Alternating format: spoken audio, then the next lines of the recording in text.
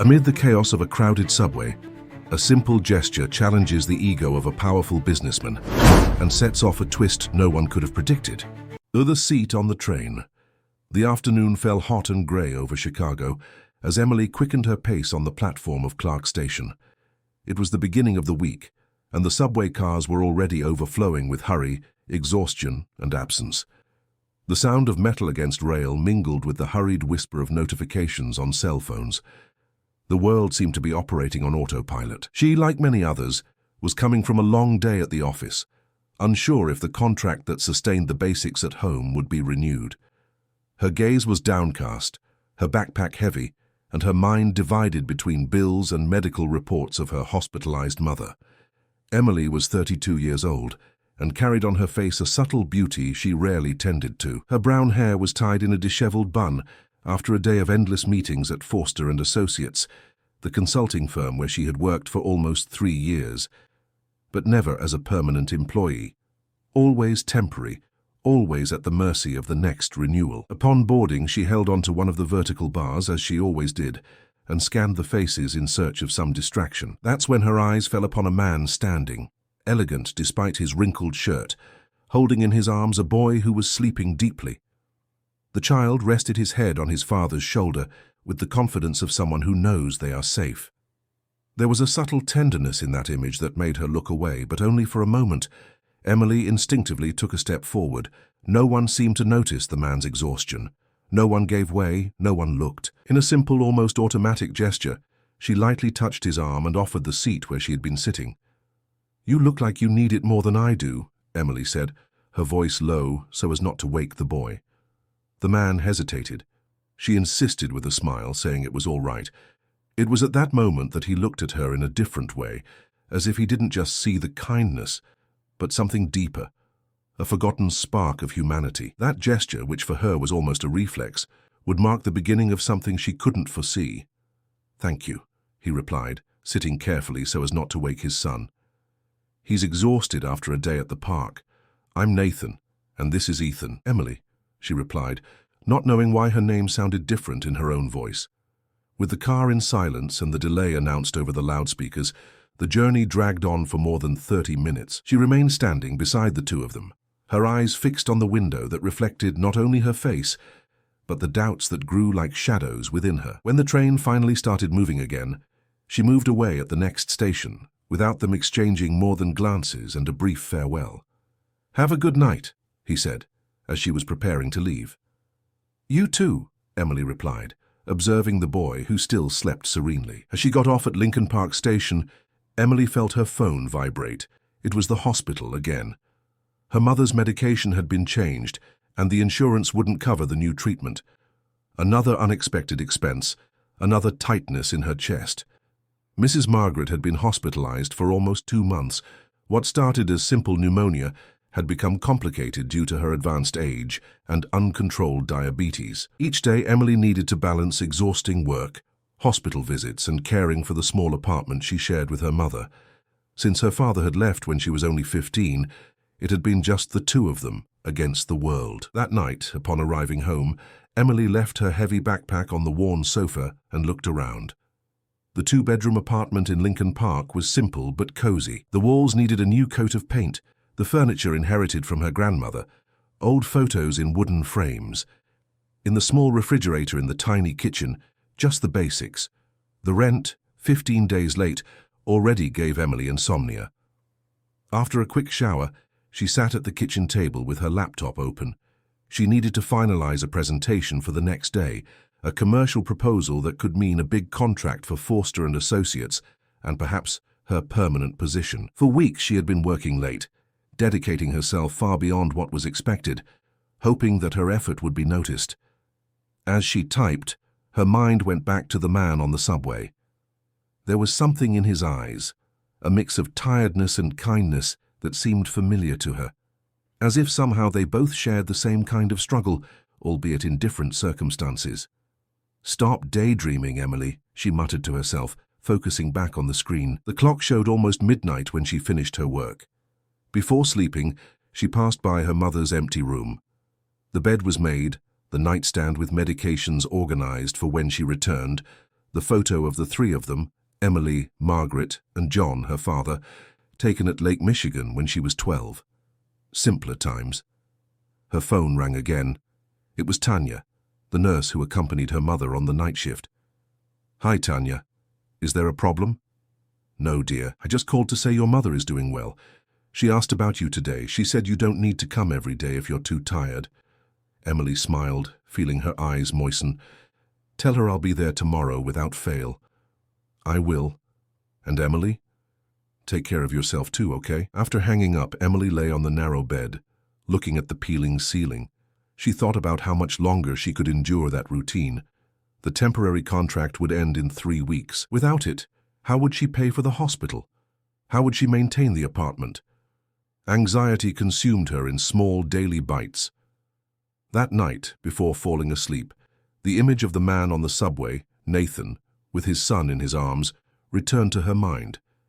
There was a peace in that scene that contrasted with everything around her, a peace she hadn't felt in a long time. The next morning, the alarm went off at 5:30 a.m. Emily jumped up, her mind already accelerating with the day's to-do list. She had a quick coffee, put on the only suit she had, bought on sale 2 years ago, and set off for another day of battle. In the crowded subway, she instinctively looked around, as if she might find the man and boy from the previous night again. But she only saw unfamiliar faces, all equally immersed in their own worlds of worry. Forster and Associates occupied 3 floors of a commercial building on Michigan Avenue. Emily worked in the new business sector, directly under the supervision of Marcus Forster, known for his impatience and for never being satisfied with anything. That morning, when she entered the meeting room with the printed presentation in hand, she felt her stomach sink upon seeing the expression on her boss's face. "Late, Mitchell," said Marcus, without looking at her. "The meeting starts in 15 minutes, and the RNA people are already in the building." "Sorry, the subway was delayed on the Blue Line," Emily replied, quickly organizing the materials on the table. "But everything is ready." Marcus quickly glanced over the slides. "Is this the best you can do after all the time I gave you?" Emily felt her face burn. She had spent nights working on that presentation. "I believe it meets what was requested, but I can make adjustments if you think necessary," she replied, keeping calm. "We'll have to use it as is, but later we'll talk about your priorities at the company." That phrase was a clear signal. Emily knew what would come next. She would probably be replaced by someone younger, more available, less complicated, someone without a sick mother to care for, without late bills to pay, someone who could say yes to overtime without thinking twice. The meeting proceeded tensely. Emily presented the proposal professionally, despite Marcus's constant interruption, who seemed determined to diminish her contribution. When it finally ended, the client, representative of RNA Investments, seemed satisfied, but Emily knew her boss was not. "Good work, Emily," said George, the RNA manager, as he said goodbye. "We'll analyze the proposal and get back to you by the end of the week." Marcus waited for everyone to leave before approaching. "In my office now." Emily followed him, feeling her legs heavy. She knew that path well and what usually happened in that glass-walled office. If this story interests you, don't forget to subscribe to our channel and hit like. Tell us what city you're watching from. We continue. In Marcus's office, Emily remained standing while he settled into his leather chair. Silence weighed for a few seconds before he finally spoke. "Emily, we're re-evaluating all temporary contracts," he began, without beating around the bush. "The board wants to cut costs, and unfortunately, your position is among those we're considering not renewing." The words hit Emily like a punch to the stomach, but she kept her expression neutral. She wouldn't give him the pleasure of seeing her crumble. "I understand," she replied, her voice firm. "Is there anything I can do to reverse this situation?" Marcus shrugged. "You know how it is. I need people who are 100% available, without personal distractions. Your request to leave early to visit your mother in the hospital don't go unnoticed."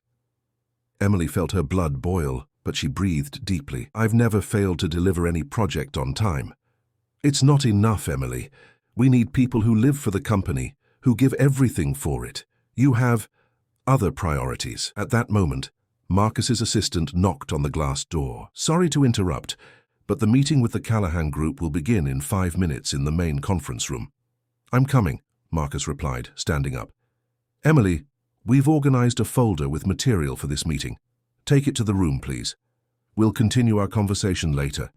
Emily nodded, taking the heavy folder that the assistant handed her, once again relegated to support tasks, even though she was part of the new business team. As she walked to the conference room, she fought against the tears that threatened to fall. She couldn't lose that job. Not now. The main conference room occupied almost half the floor. With an imposing oval table and panoramic view of Michigan Avenue, it was where the most important meetings took place. Emily entered discreetly, placing the folders at each marked place. The executives were beginning to arrive, all in impeccable suits and with serious expressions. While organizing the material, Emily felt a gaze upon her. When she looked up, her heart almost stopped. There, a few meters away, was he, the man from the subway. Nathan. He wore a navy blue suit that highlighted his broad shoulders and was talking with two directors from Forster & Associates. He seemed even more imposing in that environment. Emily quickly lowered her gaze, pretending to be busy with the folders. She didn't want to be recognized. Not there, not that way. As the employee who distributed material, the temporary worker about to be dismissed. "Everyone ready? Let's begin," announced Stephen Forster, the CEO of the company. For those who don't know yet, this is Nathan Callahan, CEO of the Callahan Group. We're finalizing a strategic partnership that will benefit both companies. Emily positioned herself discreetly in a corner of the room, ready to leave as soon as she finished her task. That's when she heard his voice, more formal than on the subway, but still familiar. "Thank you for the invitation, Stephen. The Callahan Group has great interest in this partnership. We believe our values align in many aspects." His voice was calm, but carried natural authority. Emily couldn't help but notice how everyone in the room observed him with respect. Nathan Callahan, CEO of the partner group, discreet millionaire, and known for his reserved posture. The information hit her like a wave. The man to whom she had given her seat on the subway was one of the most influential businessmen in Chicago. While trying to process this revelation, Emily realized he was looking at her. A brief moment of recognition passed through his eyes, but he showed nothing more. Just a slight nod, almost imperceptible to others. Emily felt her face flush. She left the room discreetly, closing the door carefully. In the corridor, she breathed deeply, trying to organize her thoughts. Of all the people on the crowded subway, she had offered her seat to Nathan Callahan. The coincidence seemed too absurd. Back at her desk, Emily tried to concentrate on work, but her mind kept returning to that revelation. She remembered the boy sleeping in his arms, the exhaustion on his face.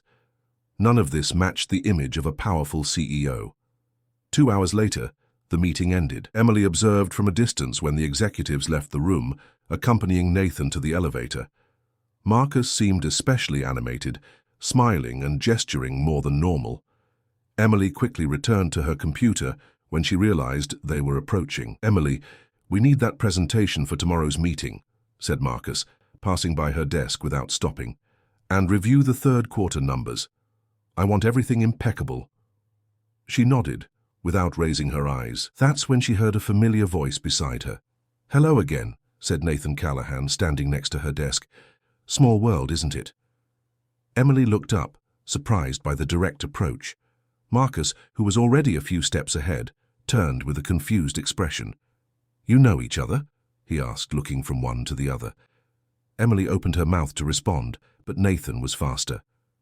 "We met yesterday by coincidence," he replied, with a discreet smile. "Miss Mitchell." "Emily Mitchell," she replied, realizing he was pretending not to remember her name. "That's right, Miss Mitchell. I hope we can meet again." With a polite nod, Nathan moved away, following Marcus to the elevator. Emily remained motionless, watching him leave. There was something disconcerting about that man, something that went beyond his status or appearance. The next morning, Emily arrived at the office earlier than usual. She wanted to finish the presentation before Marcus appeared with new requests. While working, she thought of Nathan Callahan and how he seemed different on the subway, more human, more accessible. In the office, he emanated an aura of power that intimidated. "You're early," said Sophie, the receptionist, placing a coffee on Emily's desk. "You look tired." Emily smiled, grateful for the gesture. Sophie was one of the few people with whom she maintained a friendly relationship in the office. I stopped by the hospital before coming in. Mom is better, but still worried about the bills. Sophie lightly squeezed her shoulder. Everything will be all right. Oh, I almost forgot. This arrived for you. She handed over a white envelope without a return address. Intrigued, Emily opened the envelope. Inside, a simple card with just a few words. Kindness breeds kindness. N.C. Her heart raced. N.C. Nathan Callahan. There was no way to be sure, but who else would send such an enigmatic card? Emily put the card in her purse, without sharing her discovery with Sophie. There was something about that gesture that seemed too intimate to be commented on. The day proceeded busily.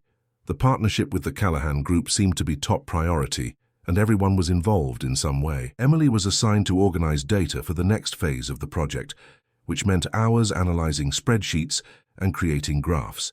Essential work, but invisible. During lunch, at the small restaurant near the office, Emily heard colleagues commenting about Nathan Callahan. They say he's been a widower for 3 years, commented Patricia, from the finance department. Since then, he's been raising his son alone, doesn't get involved with anyone. That must be why he's so reserved, replied Daniel from marketing. He rarely gives interviews or appears at social events. Emily ate in silence, absorbing that information without showing interest. So he was a widower, and he was raising Ethan alone. That explained the tiredness in his eyes that night on the subway. Upon returning to the office, Emily found Marcus waiting for her with an irritated expression. "Where were you? We need those spreadsheets for the 3 o'clock meeting." "I'm working on them," replied Emily, sitting down quickly. "They'll be ready in time."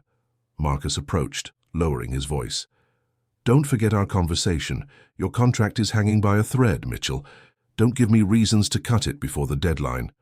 That veiled threat hung in the air as he moved away. Emily breathed deeply, trying to control her anxiety.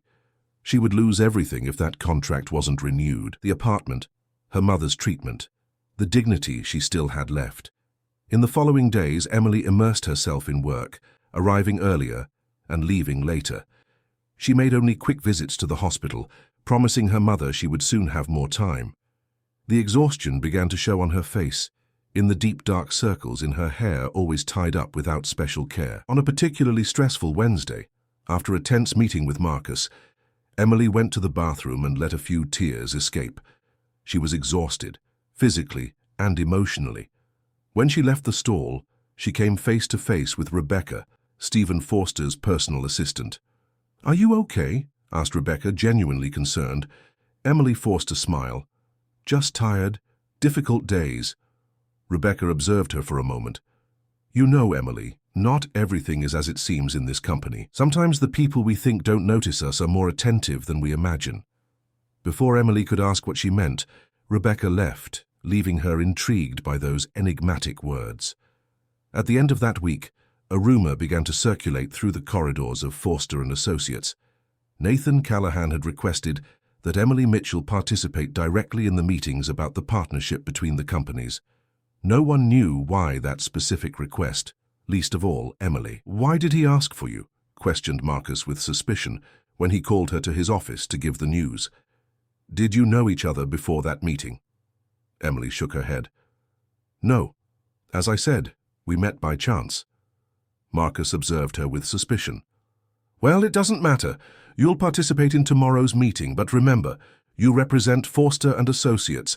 Any mistake will be your responsibility." That night, Emily barely managed to sleep. Why had Nathan Callahan asked for her presence?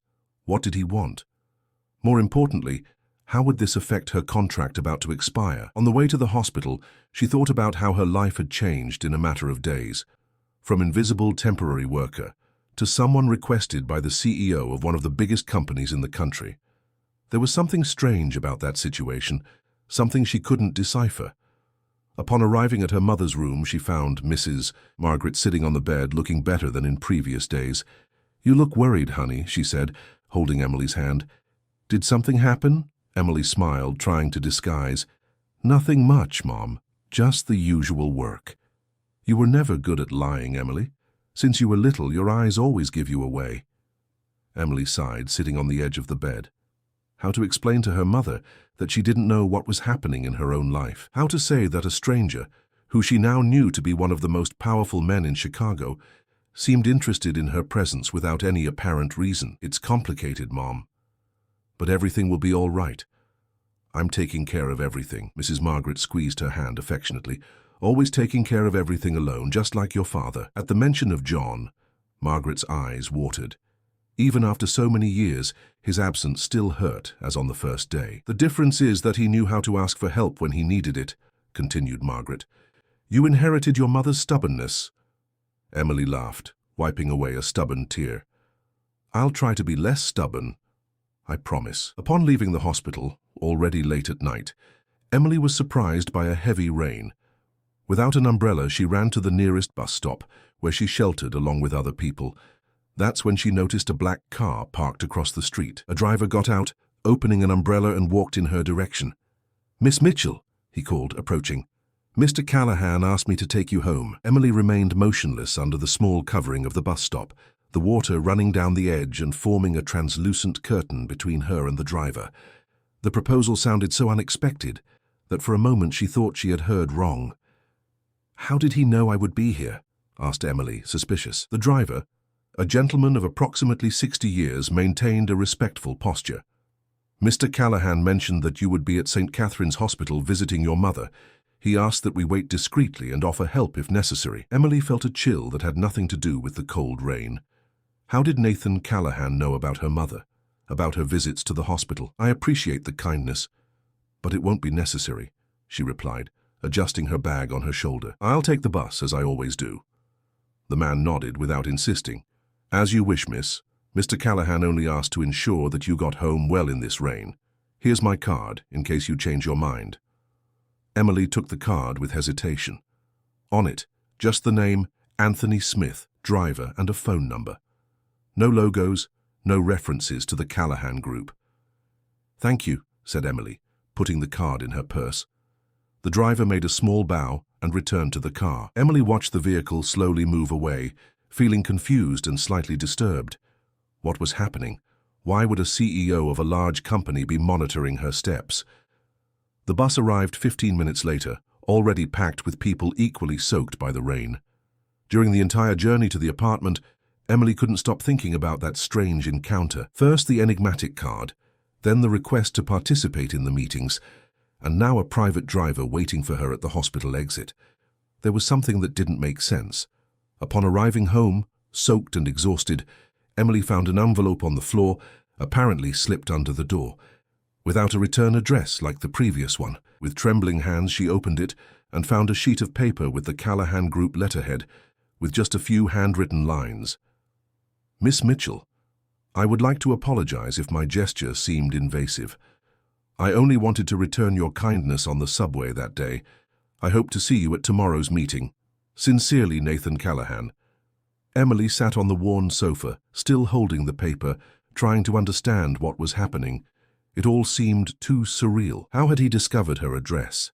Why this sudden interest? The next morning, Emily carefully chose her outfit for the meeting. She opted for the only set she had, a grey blazer and black dress pants that she saved for special occasions. She tied her hair in a neater bun than usual and applied light makeup, just enough to disguise the fatigue. Upon arriving at Forster & Associates, she noticed curious looks in her direction. The rumor about her participation in the important meeting had already spread. Some seemed intrigued, others clearly resentful, as if she had achieved something she didn't deserve. "Good luck today," said Sophie, as she passed by her desk. "Everyone is commenting about you and Callahan." Emily felt her stomach sink. "Commenting what?" Sophie shrugged. "You know how this place is. People love to make up stories. Just be careful. Marcus isn't at all happy with this situation." Before she could respond, Emily saw Marcus approaching with a closed expression. "Meeting in 5 minutes in the main room," he said dryly. "Don't be late." Emily breathed deeply, trying to control her nervousness, and headed to the meeting room. Upon entering, she saw that almost everyone was already present, including Stephen Forster and other directors. The only vacant spot was exactly next to the chair reserved for Nathan Callahan, who had not yet arrived. "Emily, sit there," instructed Stephen, pointing to the empty chair. "Nathan specifically requested that you participate in the discussions about the Social Responsibility Project." Emily nodded, sitting down timidly. She had no idea that the meeting would address social projects, much less why her presence would be relevant to this. A few minutes later, Nathan Callahan entered the room, accompanied by 2 advisors. He wore an impeccable navy blue suit and carried a leather portfolio under his arm. He greeted everyone formally and, upon noticing Emily, gave a discreet nod. "Good morning, everyone," he began after sitting down. "Before we begin the technical discussions, I would like to present a proposal that I consider fundamental to our partnership." The room fell into absolute silence as Nathan opened his portfolio and distributed some sheets. Emily received hers with slightly trembling hands, noting that it was a project entitled Connecting Lives, Hospital Support Initiative. "As you know, the Callahan Group has a strong social responsibility policy," continued Nathan. "In all our partnerships, we insist that part of the profits be allocated to projects that really impact the community. In this case, I propose a support program for patients in public hospitals who need treatments not covered by the healthcare system." Emily felt her heart race as she read the details of the project. It was a fund that would cover medical expenses of patients in vulnerable situations, with special focus on elderly people with chronic diseases. Exactly her mother's situation. "For this project," continued Nathan, "I would like Miss Mitchell to act as coordinator. I believe her sensitivity and competence will be valuable for the success of the initiative." All eyes turned to Emily, who felt her face burn. How did he know? Was it coincidence, or had he researched her life? "Any objection?" asked Nathan, looking directly at Marcus, who seemed uncomfortable. "Emily is a temporary employee," replied Marcus, with a forced smile. "Her contract expires in a few weeks." Nathan raised his eyebrows. "That seems like an easily solvable problem, unless there is some impediment regarding the quality of her work." The silence that followed was awkward. Stephen Forster cleared his throat before intervening. "No impediment, Nathan. Emily is an excellent professional. We can certainly review her contractual situation, considering this new project." Emily observed the scene as if she were watching a movie about someone else. This couldn't be happening. In a matter of minutes, her position in the company had completely changed, and all because of a man she barely knew. The meeting continued for 2 more hours, discussing technical details of the partnership. Emily made meticulous notes, participating when requested, but her mind continued trying to understand what was happening. Why would Nathan Callahan be so interested in helping her? At the end of the meeting, while everyone was saying goodbye, Nathan approached discreetly. "Can we talk for a moment?" he asked, indicating a more reserved corner of the room. Emily nodded, still dazed by the events. When they were relatively alone, Nathan spoke in a low voice. "I apologize if I put you in an uncomfortable position," he said. "It wasn't my intention." "Why are you doing this?" asked Emily directly. "Why me?" Nathan smiled slightly. "Your gesture on the subway may seem simple to you, but it meant a lot to me that day. It was a reminder that there are still people who see beyond appearances, who care." Emily observed him, trying to decipher if there was any hidden intention in those words. "The project is real," he continued, as if reading her thoughts. "The Callahan Foundation already supports several similar initiatives. I just thought you would be the right person to coordinate it." "How did you know about my mother?" asked Emily, going straight to the point that bothered her most. Nathan hesitated for a moment. "I have contacts at St. Catherine's Hospital. When I found out that you worked at Forster & Associates, I was curious. I admit that I asked for some basic information. If I crossed boundaries, I apologize." Emily didn't know how to react. Part of her felt invaded, another part strangely touched by the genuine interest he seemed to show. "The driver last night," she began. "Was excessive, I recognize," interrupted Nathan. "I was worried about the heavy rain. It won't happen again without your consent." Before Emily could respond, Marcus approached, interrupting the conversation. "Emily, we need to finalize the meeting reports today," he said with a fake smile. "Mr. Callahan, it was a pleasure to have you again." Nathan nodded politely and said goodbye. "Until next week, Miss Mitchell, I look forward to your contributions to the project." In the days that followed, Marcus's attitude completely changed.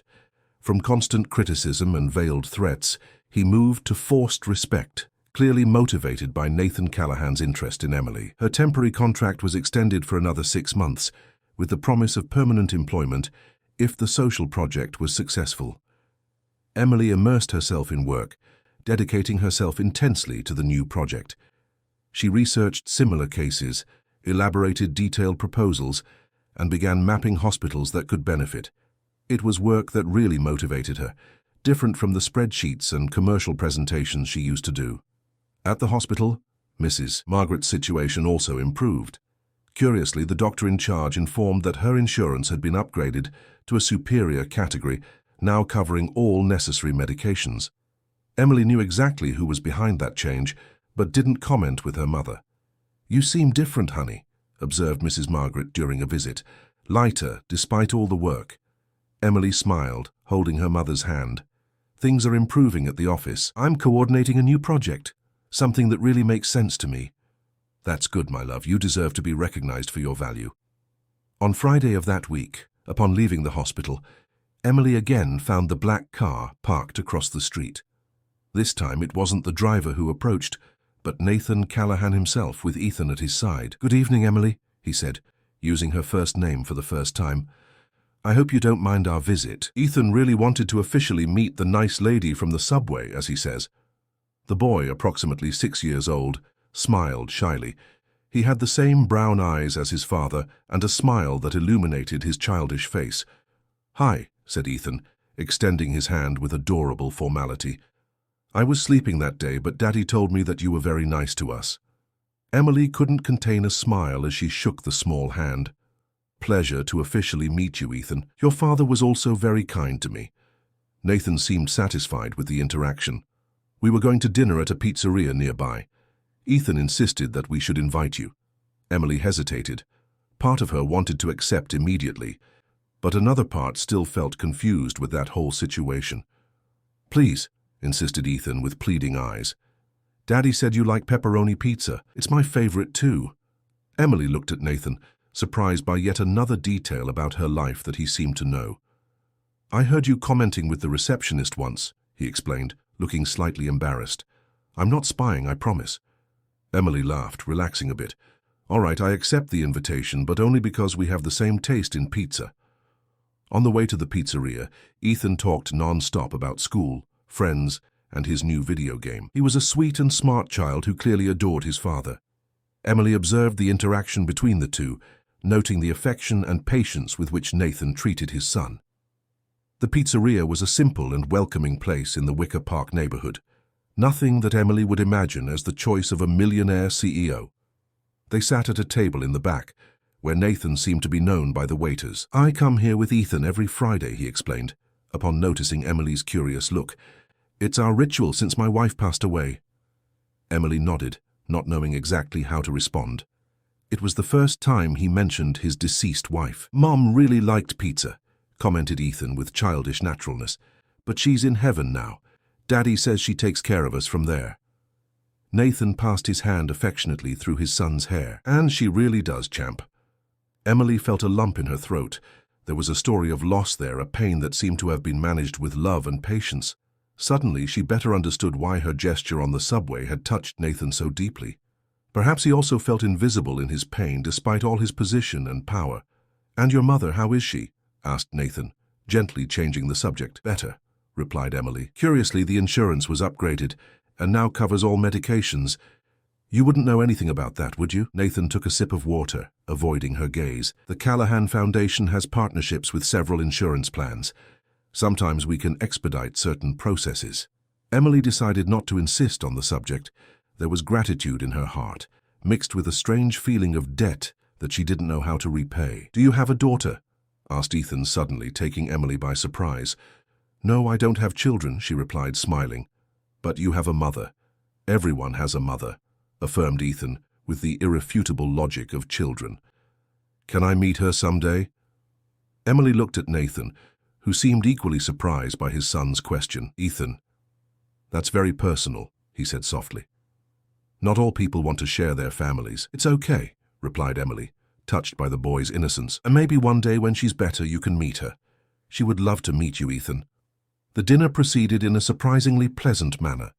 Emily discovered that Nathan, despite his position, was a simple man in many aspects. He spoke passionately about his son, about social projects of the foundation, and even about literature, an interest they shared. On the following Monday, Emily arrived at the office with renewed energy. The weekend had been peaceful, with hours dedicated to her mother, and an entire night of sleep without worries about bills or the future of her job. The memory of dinner with Nathan and Ethan remained vivid, like a movie she watched repeatedly, discovering new details each time. Upon entering the elevator, Emily realized that two colleagues from the finance department abruptly interrupted their conversation upon seeing her. They exchanged meaningful looks and remained silent during the entire ride up. Emily tried to ignore it, but there was something in the air that bothered her. Upon reaching her desk, she found Sophie waiting for her with a worried expression. "We need to talk," said the receptionist, pulling her discreetly to the break room. "They're talking about you." Emily felt her stomach sink. "Talking what?" Sophie hesitated, choosing her words. "After you were seen leaving with Nathan Callahan on Friday, the rumors started. They're saying that that you gained the position in the project and the contract extension for personal reasons." Emily's face burned with indignation. "That's absurd. It was just a dinner with him and his son," the boy insisted. "I know that," replied Sophie, gently squeezing her arm. "But you know what this place is like. People like Marcus don't accept that someone like you can gain recognition on your own merit. They need to invent stories to justify it." Emily breathed deeply, trying to control the anger growing inside her. She had always worked with seriousness and dedication. Her entire life was based on effort and perseverance, and now, at the moment she finally received some recognition, they tried to diminish her with malicious rumors. "Who's spreading this?" she asked with a firm voice. Sophie looked away. "Hard to know for sure, but Marcus and Patricia were heard commenting at the happy hour on Friday, and you know how Patricia has always had an interest in Nathan Callahan." Emily nodded, remembering the numerous times Patricia, the finance manager, mentioned the charming widower in casual conversations. For someone like her, born into an influential family and accustomed to getting everything she wanted, seeing Emily, the temporary worker without connections, receiving attention from Nathan, must be unbearable. "Thanks for warning me," said Emily, forcing a smile. "I'll pretend I don't know anything and continue my work as always." Sophie squeezed her hand. "If you need anything, I'm here." Throughout the morning, Emily felt the looks and whispers around her. Some colleagues who used to greet her now barely spoke a word. Others seemed to observe her with renewed curiosity, as if trying to discover what would be her secret to gaining the attention of a man like Nathan Callahan. Around 11 o'clock, she received an email requesting her presence in Stephen Forster's office at 2 in the afternoon. No explanations, just a formal summons. Emily's heart raced. Could it be possible that the rumors had reached the CEO of the company? When she commented with Sophie about the meeting, her friend seemed concerned. "Be careful, Emily. Patricia is Stephen's cousin, remember? She has influence here." During lunch, which Emily preferred to have alone in a bakery near the office, her phone rang. It was an unknown number. "Hello," she answered, hesitant. "Emily, it's Nathan Callahan." The familiar voice sounded from the other end. "I hope I'm not bothering you." Emily felt her heart leap. "No, you're not. Did something happen?" "Actually, yes," he replied with a serious tone. "I was informed about certain rumors at Forster and Associates, rumors that involve you and, indirectly, me." Emily closed her eyes, feeling her face burn with shame. "I heard about that this morning. I'm sorry." "Don't apologize," interrupted Nathan. "You did nothing wrong. Actually, I called to let you know that I've taken some measures. I spoke with Stephen Forster and clarified the situation. I explained that your involvement in the project is strictly professional and based on your competence." Emily didn't know if she felt relief or more shame that Nathan had needed to defend her. "Thank you, but won't this make things worse? Now they'll think I need your protection." There was a moment of silence before Nathan responded. "I understand your concern, but I couldn't stay silent seeing your reputation being unfairly tarnished." Stephen agreed that the behavior of certain employees has been inappropriate. "I have a meeting with him at 2 o'clock today," commented Emily. "I know," replied Nathan. "He's going to discuss the project coordination with you, and I believe he'll also address the issue of the rumors. Just be yourself, Emily. Your competence speaks for itself." After hanging up, Emily remained seated for a few minutes, processing the conversation. On one hand, she was grateful for Nathan's intervention. On the other, she feared that this would only confirm the view that she received special treatment. At 2 o'clock sharp, Emily knocked on Stephen Forster's office door. The CEO of Forster & Associates was a 60-year-old man, known for his discipline and seriousness. Unlike Marcus, he rarely raised his voice or showed intense emotions. "Come in, Emily," he said, indicating the chair in front of him. "We have some matters to discuss." Emily sat down, maintaining an upright posture and a firm gaze despite her nervousness. "First of all," began Stephen, "I want to congratulate you on your work on the Social Responsibility Project. Nathan Callahan sent me your preliminary reports and was quite impressed with your approach." "Thank you, sir," replied Emily, surprised by the direct compliment. Stephen interlaced his fingers on the desk, observing her for a moment. "Now on another matter. It has come to my attention that certain rumors have been circulating through the company regarding you." Emily nodded, without looking away. "Yes, sir. I was informed about this today.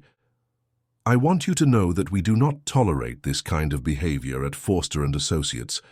Professionalism and respect are fundamental values here." Emily breathed in relief, but Stephen continued. "However, we also need to be cautious about appearances. Your position as coordinator of the project with the Callahan Group is delicate. Any behavior that might be interpreted as personal could compromise the partnership." Emily's initial relief transformed into indignation. "With all due respect, sir, I haven't done anything inappropriate. I had dinner once with Nathan Callahan and his son at the boys' invitation. It was a gesture of kindness, nothing more." Stephen raised his hand, as if asking for calm. "I'm not accusing you of anything, Emily, just warning about how things can be perceived. Marcus expressed concern about your objectivity in the project." "Marcus?" asked Emily, incredulous. "The same Marcus who 2 weeks ago was threatening not to renew my contract and now pretends professional concern?" The words came out before she could contain them. Stephen seemed surprised by her reaction. "I understand your frustration," he said after a moment. "And I agree that there are complexities in your team's dynamics. That's why we've decided to transfer you temporarily to the Special Projects Department, where you'll work directly with Rebecca in coordinating the partnership with the Callahan Group."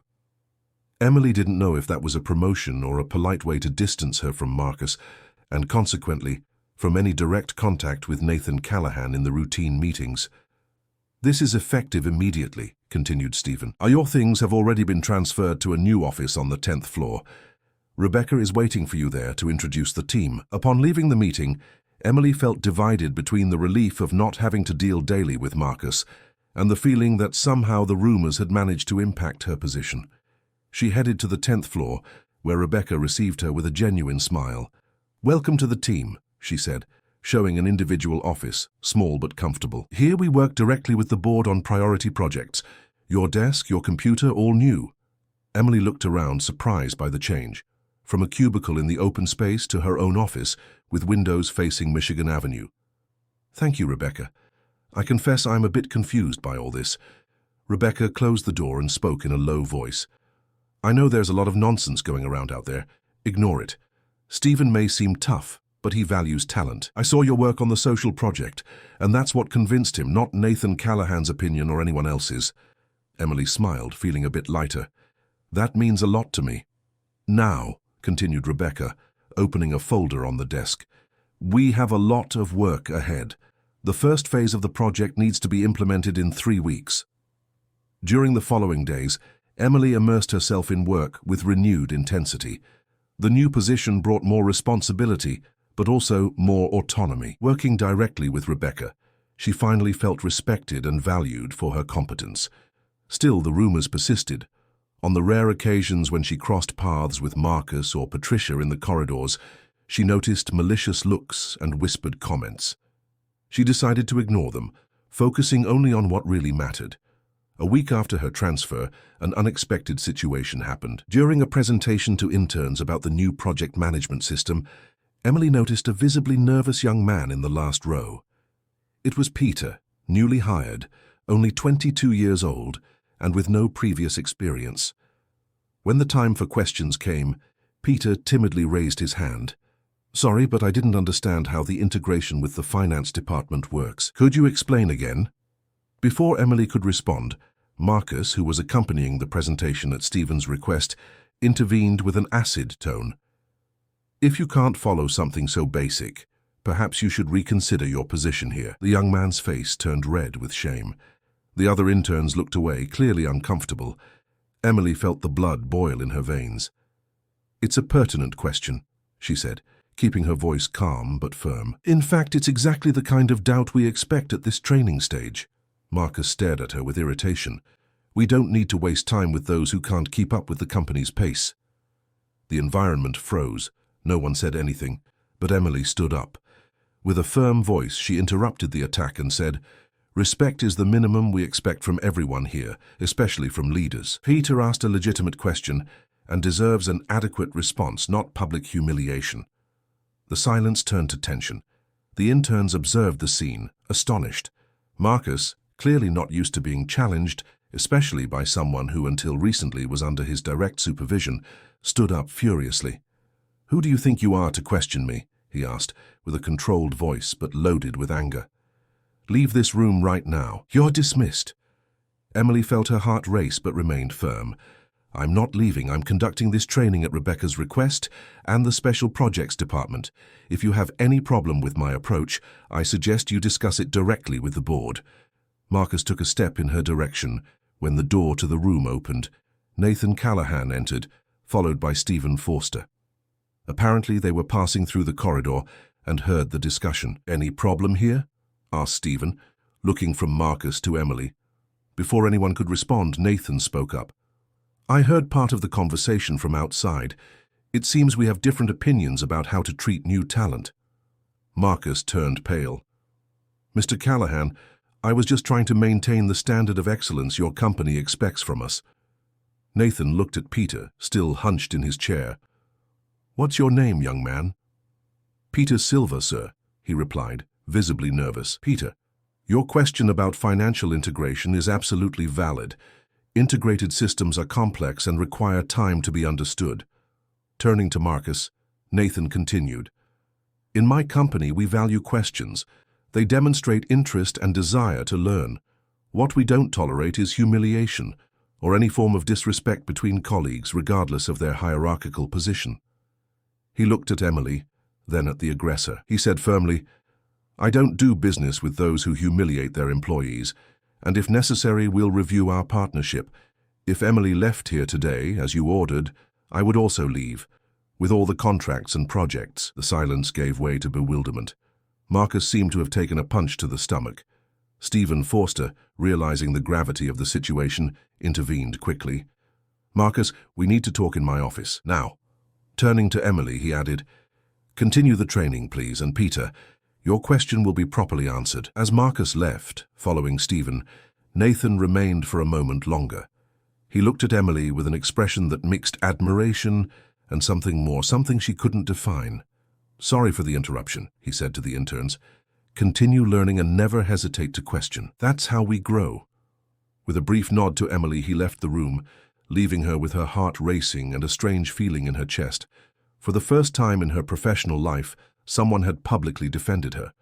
Not as a victim, but as essential. If this story interests you, don't forget to subscribe to our channel and hit like. Tell us what city you're watching from. We continue. The morning after the incident, Emily arrived at the office earlier than usual. The night had been filled with conflicting thoughts, mentally replaying the scene in the training room. Part of her felt proud for having defended Peter, another part worried about the possible consequences. And there was also that strange feeling whenever she thought about the way Nathan had defended her. To her surprise, she found Rebecca already in her office, waiting for her. "Good morning," said the assistant, with a smile that seemed to contain some secret. "We have news." Emily left her bag on the desk, apprehensive. "Good or bad?" "Depends on the point of view," replied Rebecca, handing her an envelope with the board's letterhead. "Stephen asked me to deliver it to you personally." With slightly trembling hands, Emily opened the envelope. It was an official document informing her immediate permanent position in the company with promotion to Special Projects Manager and a significant salary increase. Attached, a second document detailed that she would be directly responsible for the relationship with the Callahan Group in all joint projects. "This is unexpected," murmured Emily, still processing the information. Rebecca smiled. "Not so much. After you left yesterday, there was an emergency board meeting. Marcus was relocated to the Des Moines branch." Emily raised her eyebrows, surprised. Des Moines was considered an exile in the company, where they sent those they didn't fire only for bureaucratic reasons. "And there's more," continued Rebecca. "Nathan Callahan made it clear that he would only maintain the partnership if you were directly responsible for the projects. He said he trusts your judgment and integrity." Emily felt her face warm. The idea that Nathan had made such a demand for her was simultaneously flattering and concerning. Once again, it could feed the rumors. "Don't worry about what they'll say," said Rebecca, as if reading her thoughts. "Stephen already had plans to promote you. He saw your work on the social project, your initiative, your dedication. What happened yesterday only accelerated things." Emily nodded, still assimilating the sudden change in her life, from temporary worker about to be dismissed to permanent manager in a matter of weeks. It was almost unreal. "There's something else you should know," added Rebecca in a lower tone, "about Nathan Callahan." Emily felt her heart race. "What?" "He rarely gets personally involved in projects this way. Since he lost his wife, he became very reserved, focused only on his son and essential business. The fact that he's so engaged in this partnership, and specifically in ensuring your place in it, means something." Before Emily could respond, the phone on the desk rang. It was reception, informing that someone was waiting for her in the lobby. When she went down, Emily found Anthony, Nathan's driver. "Good morning, Miss Mitchell," he greeted her politely. "Mr. Callahan asked me to deliver this to you personally." He extended a small white envelope similar to the previous ones. Emily took it, intrigued. "He also asked if you would be available for lunch today, to discuss the next steps of the project, naturally." Emily hesitated. After everything that had happened, a lunch alone with Nathan would certainly feed even more rumors. On the other hand, her new position required this type of professional interaction. "Please tell Mr. Callahan that I accept the invitation," she finally replied. Anthony nodded. "He will pick you up at noon if that's agreeable." After the driver left, Emily opened the envelope still in the lobby. Inside, a simple card with the now familiar handwriting. "Emily, congratulations on the well-deserved promotion. I would like to discuss the next steps of the project over lunch. I also have a proposal that might interest you regarding your mother's situation. Sincerely, Nathan." The mention of her mother immediately aroused Emily's curiosity. What kind of proposal would it be? And why did Nathan continue to be so interested in helping her? The morning passed quickly between meetings and organizing her new team. As a manager, Emily would now supervise 3 analysts and 2 interns, including Peter, who had requested a transfer to her area after the previous day's incident. At noon, sharp reception called informing that Nathan Callahan was waiting for her. Emily went down, feeling a strange mixture of nervousness and expectation. In the lobby, Nathan was talking calmly with the security guard. He wore a dark grey suit but without a tie, which gave him a more casual and accessible air. Upon seeing her, he smiled. "Congratulations on the promotion, Emily," he said, extending his hand. "Absolutely deserved." Emily shook his hand, noting how the contact seemed to linger a bit longer than necessary. "Thank you, although I have the impression that you had a significant role in this." Nathan smiled, leading her to the car where Anthony was waiting. "I merely expressed what was already evident to anyone paying attention. Your talent and integrity speak for themselves." The restaurant chosen by Nathan was in the Gold Coast, on a quiet street away from the curious eyes of the financial center. It was an elegant but discreet place, with well-spaced tables that ensured privacy. "I come here when I need peace to think," he commented, as they were led to a table in the back, near a small internal garden. "The food is excellent, and no one bothers us with photographs or requests for autographs." Emily raised her eyebrows. "Does that happen often? People asking for autographs?" Nathan laughed, seeming genuinely amused. "More than I'd like. Being the most coveted millionaire widower in Chicago, according to that gossip magazine, has its inconveniences." Emily felt her face flush. She had momentarily forgotten who he was in the outside world. Not just a CEO, but a public figure, a target of interest for the press and society. After they ordered, Nathan finally addressed the subject he had mentioned in the card. "Emily, after our last conversation, I researched more about your mother's condition. The Callahan Foundation has a specific program for innovative treatments of diabetes complicated by pulmonary issues." Emily observed him, surprised. "How do you know so many details about her condition?" Nathan seemed slightly embarrassed. "I have contacts at the hospital, as I mentioned, but I only sought information because I wanted to help, not out of invasive curiosity." Emily nodded, still not entirely comfortable with the idea that he had investigated her personal life, but recognizing the good intention. The Foundation's program includes access to imported medications and follow-up with specialists. "I would like to offer a spot for your mother at no cost." Emily felt a lump in her throat. The proposal represented a solution to her biggest problem, ensuring the best possible treatment for Mrs. Margaret. "It's very generous, Nathan, but why? Why do you do all this for us?" Nathan looked out the window for a moment as if searching for the right words. "When Marianne, my wife, got sick, we had access to everything, the best doctors, the best hospitals, experimental treatments abroad. And even so, we lost her." His voice faltered slightly, and Emily resisted the urge to touch his hand. "I realized then that money and power have very clear limits," he continued. "But I also understood that I can use these resources to make a difference in other people's lives. The Foundation's program has already helped hundreds of families. It's not charity, Emily, it's purpose." Emily nodded, better understanding his motivations. "Still, I feel like I'm receiving much more than I could ever repay." Nathan smiled, his eyes meeting hers. "Not everything needs to be repaid in the conventional way. Your work on the social project, for example, has already impacted dozens of families. That's your way of giving back." During lunch, they talked about the project, about the next steps of the partnership between the companies, and inevitably, about more personal aspects of their lives.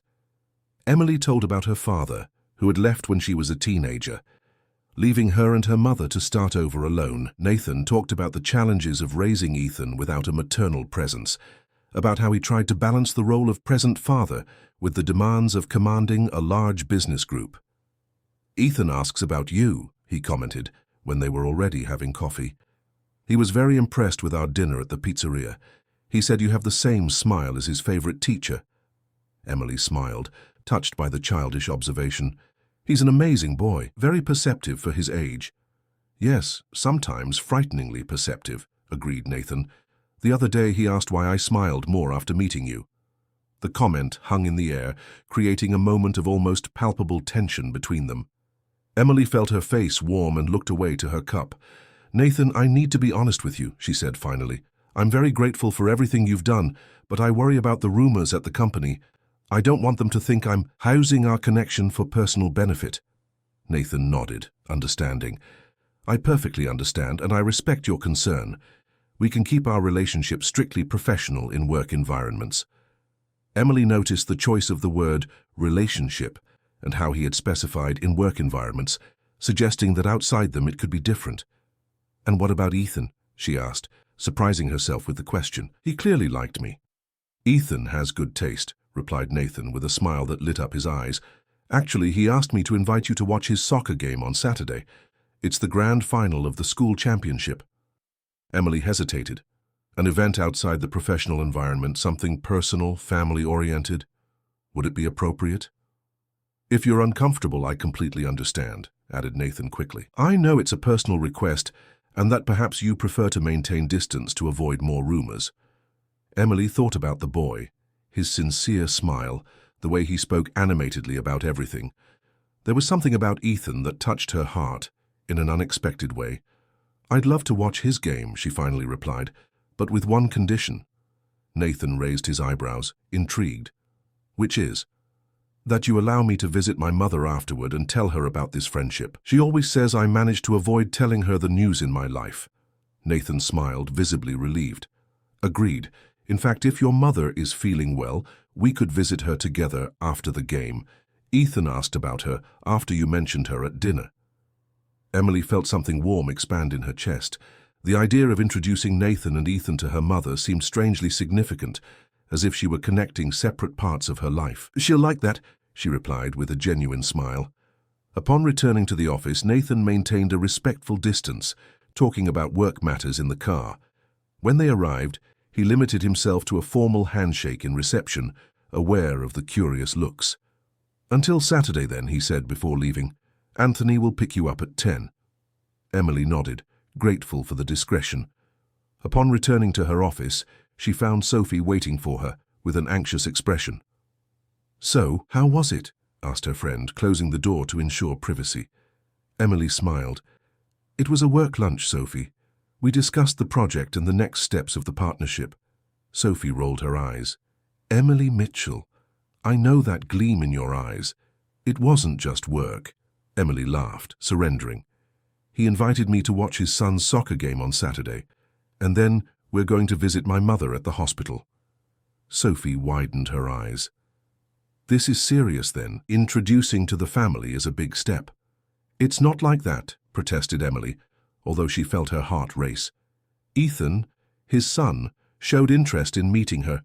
It's just a kind gesture." "If you say so," replied Sophie, with a skeptical smile. "Just be careful, Emily. Not with Nathan, he seems to be an incredible man, but with yourself.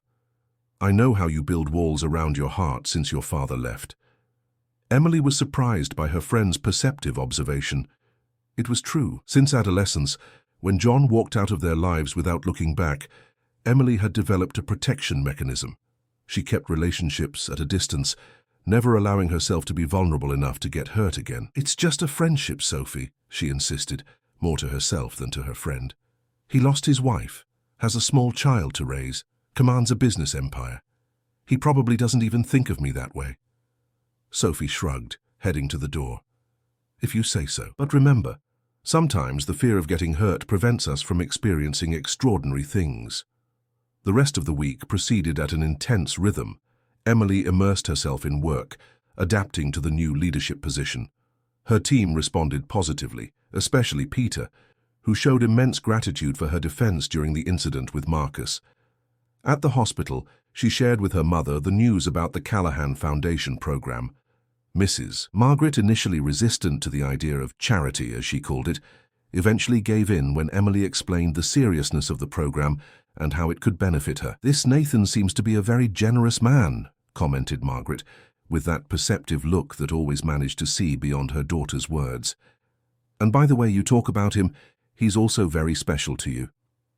Emily looked away, pretending to arrange the flowers on the bedside table. "He's a good man, Mom. He's helped a lot." Murmured Margaret with a soft smile. "When am I going to meet this good man?" "Maybe on Saturday," replied Emily, trying to sound casual. "He and his son will visit you after the soccer game." Margaret's eyes sparkled with a joy Emily hadn't seen in a long time. "I'll ask the nurse to wash my hair especially for the occasion." Emily laughed, feeling a wave of affection for her mother.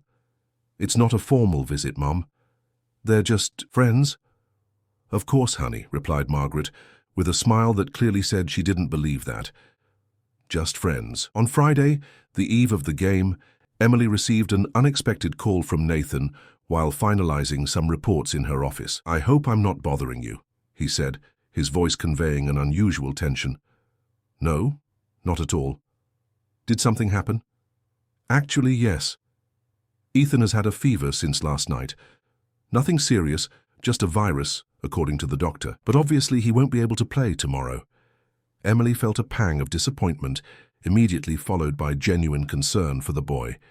"I'm sorry. How is he handling it?" "Devastated," replied Nathan with a tired sigh. "It's the first final his team is playing. He's in his room, refusing to talk to anyone." "I can imagine how he must be feeling," said Emily, remembering her own childhood and how events like this seemed like the end of the world. There was a moment of silence before Nathan continued. "Actually, there's another reason for my call.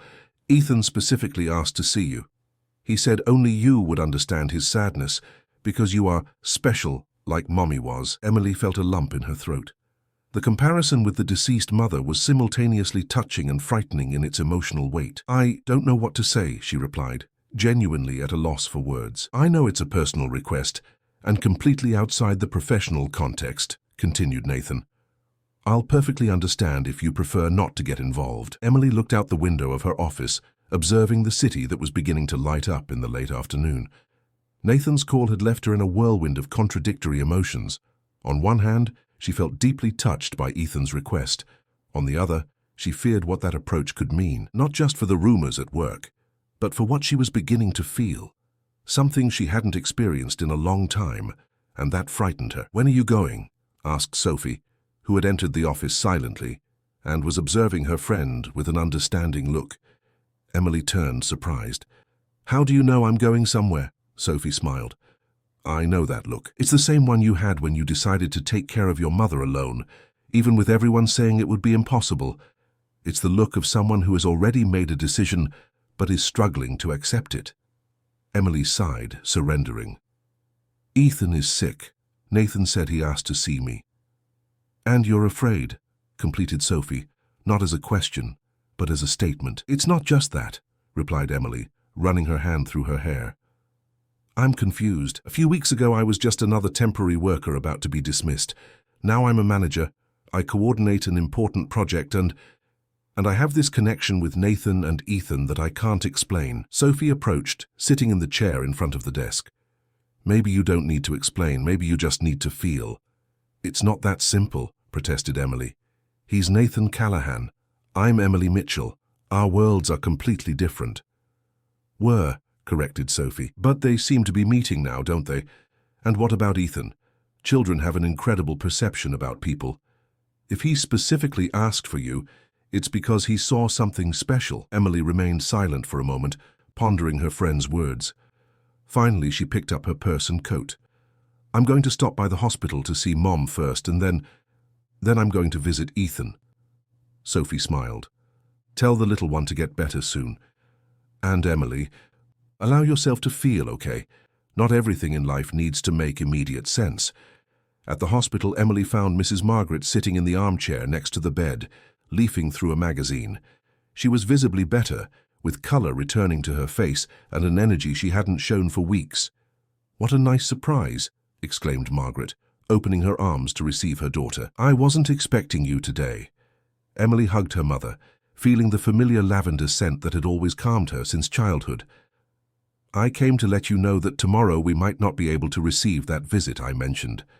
She briefly explained about Ethan's illness and the request to see her. Margaret listened to everything attentively, her eyes shining with a wisdom that only years could bring.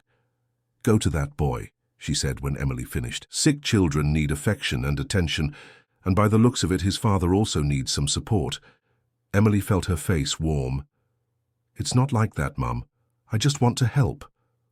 Margaret smiled, caressing her daughter's hand. "You know what your father used to say? That the best things in life happen when we stop planning so much and simply allow them to happen." "Dad also said he would pay for the entire college, and look how that turned out," replied Emily, with more bitterness than she intended. Margaret squeezed her hand. "Your father made many mistakes, Emily. Running away from responsibilities was the biggest one. But he also had his truths, and one of them was about not letting fear prevent you from living." Emily hugged her mother again, feeling unexpected tears in her eyes. "I promise I'll visit you tomorrow, with or without company." "Go with God, my daughter," replied Margaret, "and take some of that chocolate cake from the bakery on the corner. Sick children always perk up with sweets." An hour later, Emily was standing in front of the impressive gate of the Callahan residence in the elegant North Shore neighborhood. The house, or rather the mansion, was a contemporary construction with clean lines, partially hidden by lush vegetation that ensured privacy. Anthony, the driver, received her with his usual respect. "Mr. Callahan is waiting for you, Miss Emily. Please follow me." As she followed a stone path between meticulously maintained gardens, Emily felt her heart race. What was she doing there? What role was she assuming in the life of that family? The main door was opened by a lady of approximately 60 years, with a gentle expression and elegant posture. "I'm Helen, the housekeeper," she introduced herself. "Mr. Nathan is with Ethan in his room. He asked that I escort you as soon as you arrived." Emily followed the housekeeper through the interior of the house, noting the sophisticated but welcoming decor. There wasn't the ostentation she would expect in the residence of one of the richest men in the city.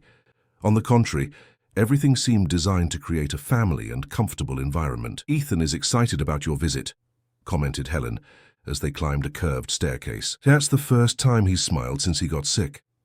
They reached a wide corridor on the second floor. Helen indicated a partially open door from which came the soft sound of a conversation. Emily breathed deeply before knocking lightly. "Come in," replied Nathan's familiar voice. Ethan's room was a spacious and colorful area, decorated with dinosaur and superhero themes. The boy was in bed, propped up on several pillows, his face still flushed with fever, but his eyes brightened upon seeing Emily. "You really came," he exclaimed, trying to sit up straighter. Nathan, who was sitting on the edge of the bed, stood up to receive her. He wore jeans and a simple t-shirt, a look Emily had never seen on him and that, surprisingly, made him even more attractive in its simplicity. "Thank you for coming," he said, with a smile of genuine relief. "It means a lot."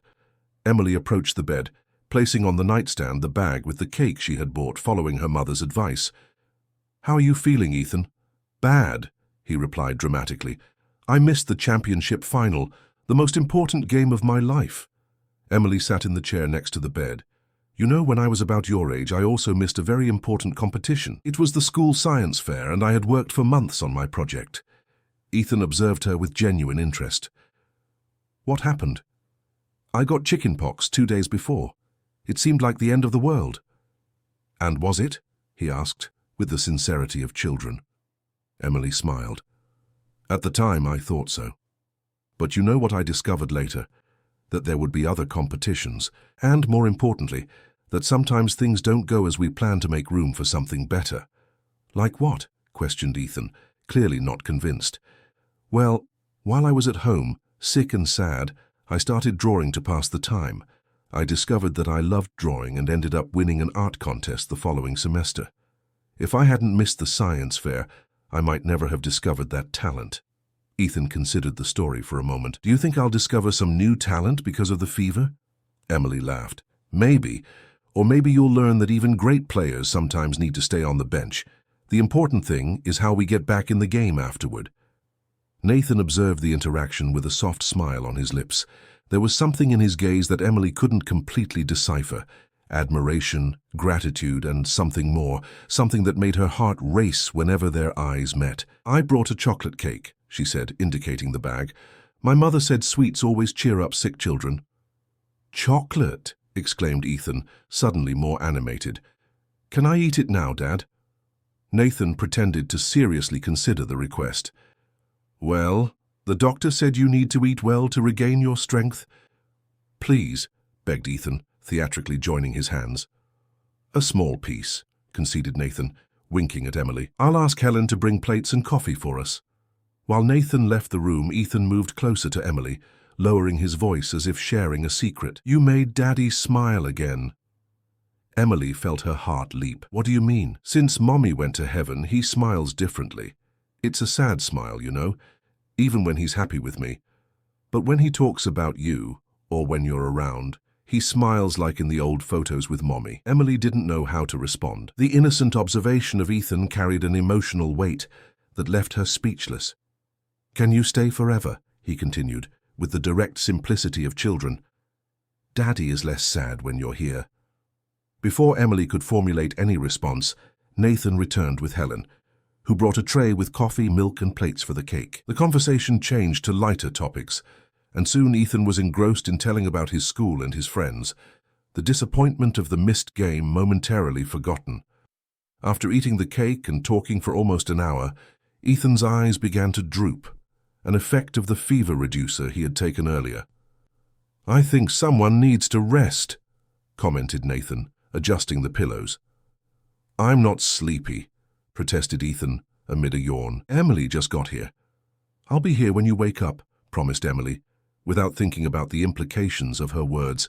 "Now rest so you can get better soon." Ethan smiled, his eyes already closed. "Do you promise you won't leave?"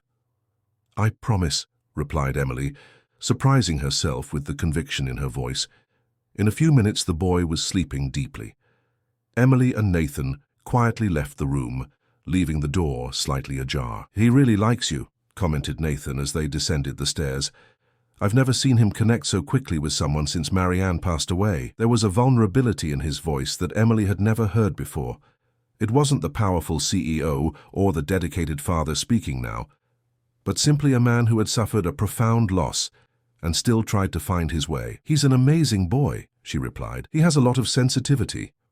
Nathan led her to a covered veranda at the back of the house, with a view of an illuminated garden where a small fountain created a relaxing melody with running water. They sat in comfortable wicker chairs, side by side. "Thank you for coming," he said after a moment of comfortable silence. "I know it's Friday night, and you certainly had better plans," Emily smiled. "Actually, my plans involved a couch, a book, and maybe some cheap wine. This is definitely an improvement." Nathan laughed, and Emily realized how rarely she heard him laugh in a genuine, carefree way. It was a pleasant sound that awakened something warm in her chest. "Emily," he began, his tone suddenly more serious. "I need to be honest with you about something." She felt her heart race. "What is it?" "When we met on that subway, something happened.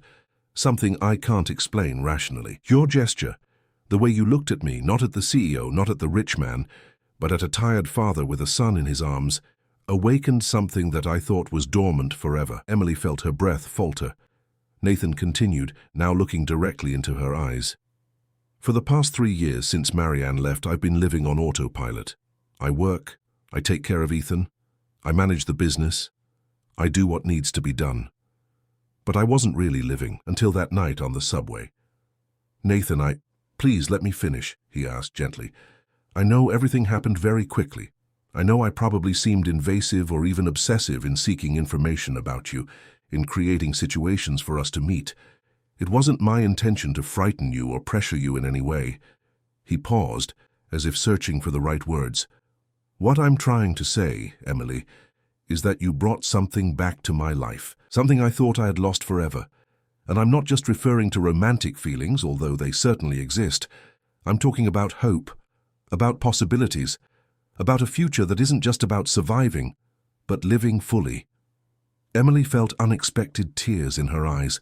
His words touched something deep inside her, something she had also kept dormant for years, the fear of trusting, of surrendering, of believing she deserved more than just surviving. "I'm afraid," she admitted, her voice almost a whisper.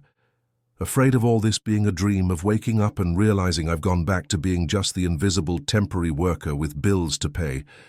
Afraid that you'll realize I'm too ordinary for your world. Afraid of getting hurt, of hurting Ethan." Nathan extended his hand, gently touching hers. "I'm afraid too, Emily. Afraid of not being enough. Afraid of not knowing how to love again in the right way. Afraid of disappointing you and Ethan." Their fingers intertwined naturally, as if they had done this hundreds of times before. "Maybe we can be afraid together," he suggested, with a soft smile. One step at a time. Emily felt something unravel inside her, an old knot, a wall built years ago to protect herself from pain. For the first time in a long time, she allowed herself to imagine possibilities beyond daily survival. "One step at a time," she agreed, lightly squeezing his hand. They stayed like that for a long time, hands intertwined, observing the night garden, each absorbing the other's presence, unhurried, without expectations, just the present moment in its perfect simplicity. It was on that night, while organizing Ethan's materials on the table after the improvised dinner they shared, that Emily found a simple letter with few words. It was one of those that need no flower or metaphor, just the truth, that she had made that home smell like a home again, sound like laughter, and have the color of affection. The note, written in the irregular handwriting of a child, simply said, "Thank you for making my dad smile again.